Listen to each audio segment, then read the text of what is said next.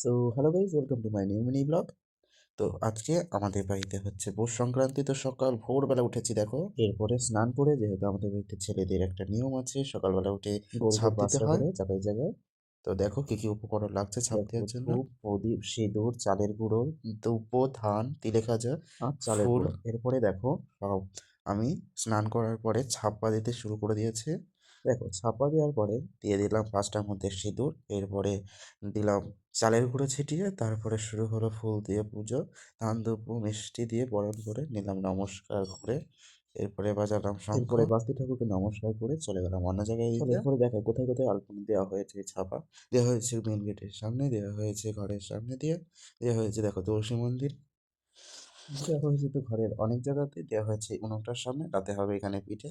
Next পার্টে দেখাবো তোমাদের পিঠে ভাজা। এরপরে দেখো ঘরে ঢুকে যাচ্ছি, ঘরে দেওয়া হয়েছে জায়গায় জায়গায়, সিঁড়ির ওপর দিয়েও দেওয়া হয়েছে। তো ভিডিওটা কেমন লাগলো জানিও, আর ভালো লাগলে লাইক কমেন্ট সাবস্ক্রাইব করো। দেখো এরপরে ঠাকুর মন্দিরের ঘরের সামনেও দেওয়া হয়ে গেছে। এরপরে দেখো পুজো করতে করতে সকাল হয়ে গেছে। তো ভিডিওটা আজকের মতো এইটুকুই। তো কেমন লাগলো জানিও, নেক্সট পার্টে তোমাদের পিঠে ভাজা দেখাবো। তো চলো আজকের মতো বাই বাই।